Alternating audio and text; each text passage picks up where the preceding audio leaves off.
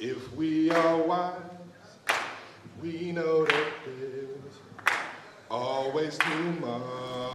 Travis Kelce and Taylor Swift are serving up drama, romance, and straight-up chaos all at once. First up, Swifties are losing it over a newly surfaced video of Travis singing "Lean on Me" like a college crooner, proving the man's got more than just hands for catching footballs. And then, Taylor pops up at a Texans game with Selena and Lena Dunham, turning a football outing into peak girl squad vibes. Meanwhile, Kelce's tipped pass disaster has fans debating if he should retire yesterday, his sideline expression speaking louder than any highlight reel. And basically hands it back to Al Shire off his own helmet. Adding fuel to the fire, Mama Kelce enters the Traitors, stirring fan theories. Mom instincts, more like killer instincts. Then comes wedding news, June 13, 2026, locked in, floral tsunami style. And yes, when it comes to cash, Taylor's $1.5 billion blows Kelce's $90 million out of the water, proving love is sweet, but money talks louder. So, imagine scrolling through your feed and suddenly stumbling on baby-faced Travis Kelce, yes, NFL destroyer Travis, standing in Memphis, casually singing "Lean on Me" like he's auditioning for a spot on Taylor Swift's tour lineup. That's exactly what's blowing up right now. Some old college-era footage just resurfaced, and Swifties are acting like they've discovered a long-lost treasure chest. If we are wise, we know that there's always tomorrow. Back in 2011, when Kelce was around 22 and still rocking Cincinnati Bearcats colors, he and a couple teammates jumped into a friendly sing-off against Vanderbilt. The video kicked off with this dramatic singing Bearcats introduction, and then there he was, in the home city of Elvis no less, stepping up to take the first verse of "Lean on Me." And the dude didn't just mumble through it, he actually delivered a shockingly soft, controlled vocal. People are now insisting insiders need to bring it up on his next podcast, because apparently the world wasn't ready for singer Kelce. The sing-off ended in a draw, but that whole week was huge for him. His team later won the Liberty Bowl, he popped off the next season, and by 2013 he was drafted by Kansas City, where he turned into a future Hall of Fame tight end with 3 rings. And while Swifties are still clowning over Travis's secret vocalist era, the universe decides to toss in another plot twist by dropping Taylor right back into the NFL spotlight, this time live at Arrowhead, chilling at Travis's game against the Texans like it's girls' night with football playing in the background. There she is, barely on camera for a blink-and-you-miss-it moment, sitting with Selena and Lena Dunham like the most chaotic trio to ever grace a stadium suite. It's giving we're here to support the man but also to gossip, snack, and judge the refs. Taylor has been showing up to tons of Chiefs games this season, but she's been operating in full stealth mode. Hoodie up, camera dodging, practically sprinting undercover like she's auditioning for a spy franchise. She's been laying low because the attention was getting way too wild. If dads named Brad in Section 214 start complaining, it's time to go incognito. Even the Chiefs' president supposedly explained that the team made a whole rule about not blasting her on the Jumbotron, mostly because they didn't want to turn Arrowhead into the Eras Tour Light. He even assured Travis that they would treat the relationship like any other players. Translation: no accidental monetizing, no random jumbo close-ups, no milking Swiftie gold dust for ticket sales. Respectful, controlled, and zero chaos. Well, as zero as it gets when Taylor Swift is involved. Told Travis this, like, look, we're going to treat you and your relationship with the same respect that we treat any other player and coach's relationship. It's a relationship. Like, we're not going to monetize it. We're not going to go out there and go crazy. We never showed Taylor on our big boards in our stadium. It was respectful. It's like, we're not going to do that. Like, we're not taking advantage of this relationship. And yet, every time she shows up, even without trying, broadcast cameras somehow manage to find her from approximately 4 miles away. She once joked in the past that she barely knows where the cameras are or when they're catching her reaction.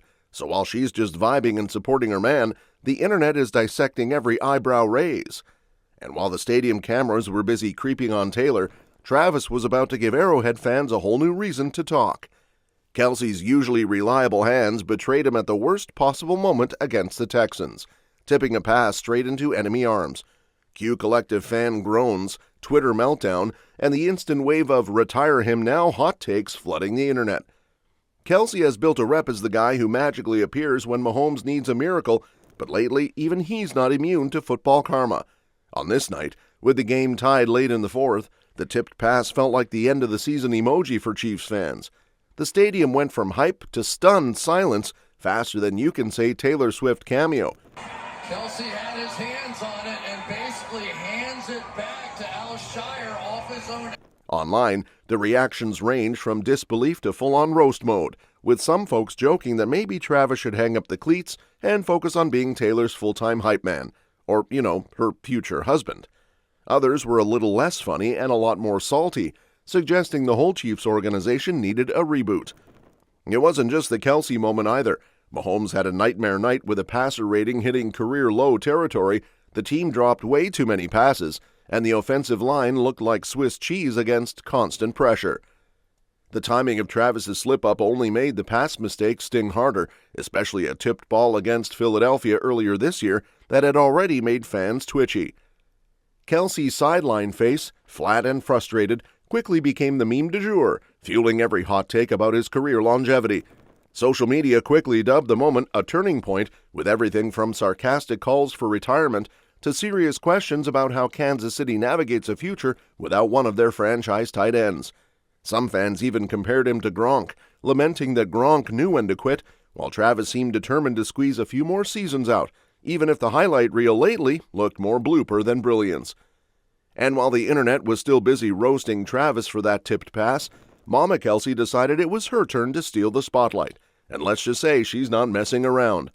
At 73, Donna Kelce is trading the sidelines for full-on reality TV chaos, joining the latest season of the Traitors, and fans are losing it. Suddenly, the woman who spent decades guiding NFL legends is now navigating a castle full of celebs armed with daggers and shade instead of playbooks.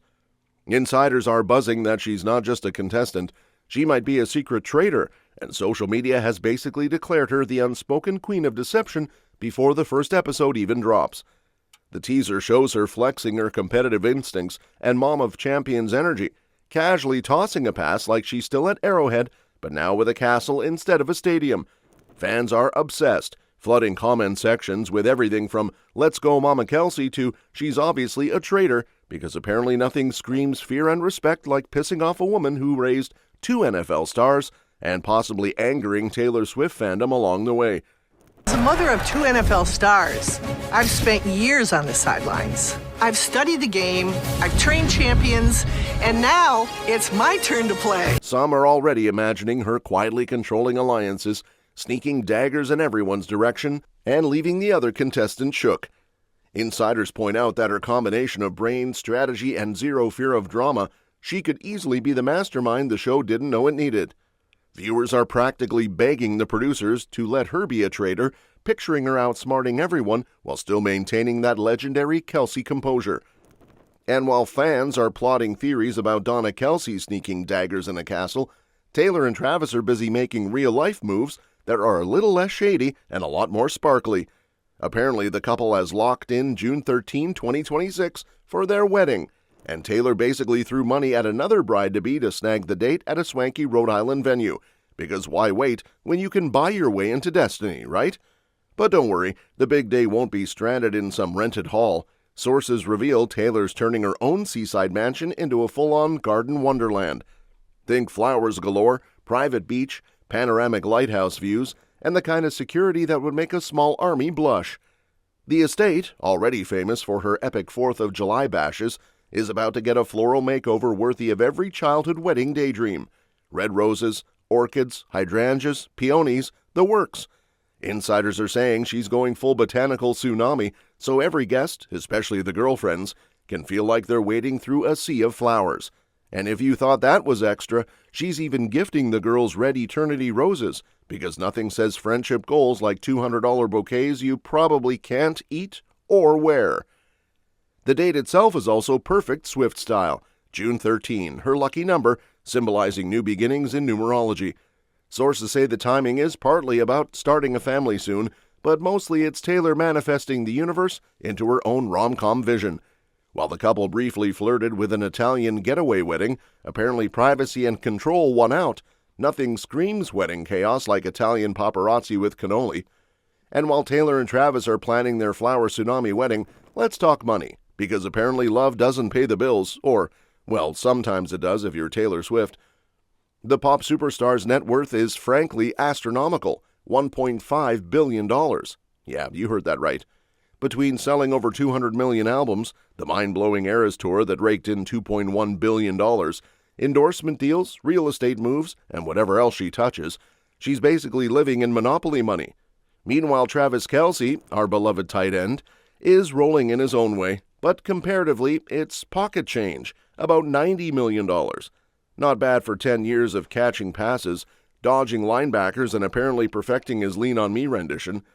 Last April, Kelce locked in a 2-year, $34.3 million contract with the Chiefs, padding his already near $80 million NFL earnings, and off the field, he's bagging roughly $5 million a year from endorsements with McDonald's, Papa John's, Nike, and Bud Light. Basically, he's the guy you want on your fantasy football team and your casual brunch table at the same time. And just to flex a little more, he co-hosts the sports podcast New Heights with his brother Jason, which has basically gone viral, catching the attention of Amazon's Wondery for a $100 million deal. So yeah, retirement might be on the horizon, but Kelce's future is looking less "what will I do next?" and more "let me pick the yacht first." The 36-year-old Kelce is apparently taking his retirement timeline seriously, waiting until the end of the 2025 NFL season to make the call, giving the Chiefs enough time to game plan for life without him, but let's be real, he's already set up for life beyond the cleats. That's all for this video, folks. We'll see you next time.